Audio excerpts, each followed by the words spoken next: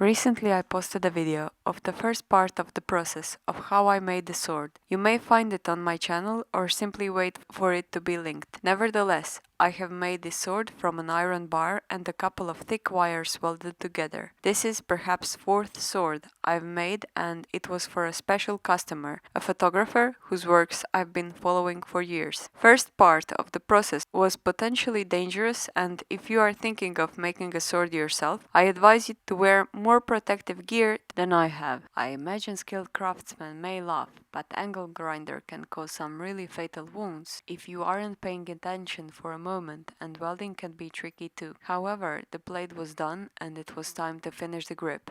I made the sketch first, and I wanted a Joan of Arc-like design, and decided not to name it myself in the end, as it was a commission already. As I left the iron wire a little longer, just in case, I protected it with plastic foil and tape. I could freely sculpt on it, without worrying it may rust, while paying attention there are no pockets of air in the grip. I chose to finish this part in clay, as it was to be fired at 1000 degrees Celsius, and it will harden to the point you may almost use it as a hammer. Just joking, but almost. For a long time I was thinking whether to glaze the handle and fire once again.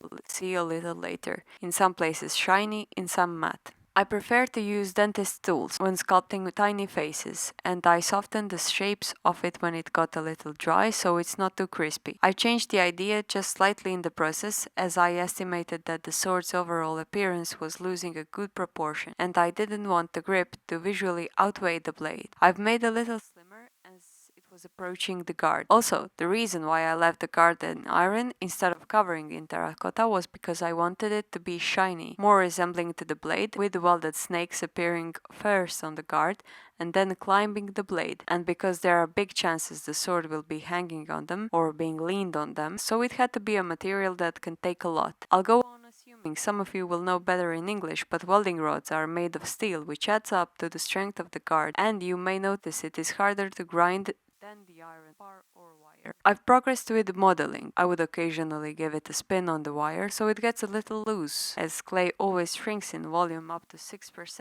and it wouldn't be possible to put it back on the wire grip. After I was done sculpting, I cut it in two parts for two reasons. The smaller the pieces, the easier to secure it with glue, and also less worrying about the handle deforming and breaking throughout the drying process.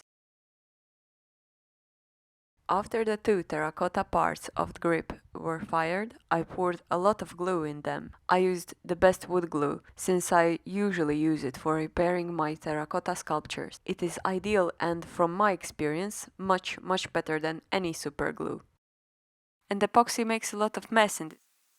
And the last thing I want is for it to leave any damage on the outside and ruin the modeling, cover fingerprints, intentional scratches, details before getting them on like beads. I sanded the iron wire a bit, so it is extra firm, and I poured a little wood putty, combined with glue inside. After that dried well, I left it for a day to rest. After that, I used wood putty combined with wood glue. Putty will stick well on its own, but why not? And retouched the place where two parts of the handle were supposed to meet.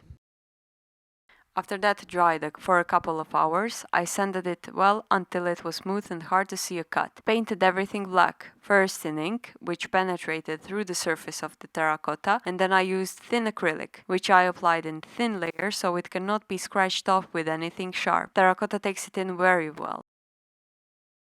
I left out the portrait as I didn't want it to have the same shine on the body, the grip, but later on, when I was sure that everything was all black, I applied a thin layer of protective transparent varnish.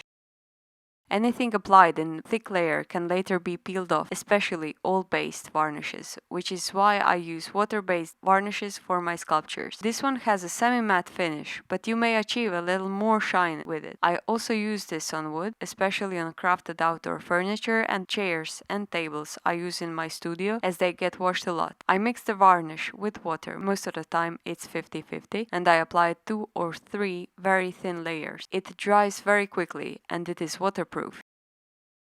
I secure the whole grip with it in the end, especially in the middle and the bottom, so no water can get in.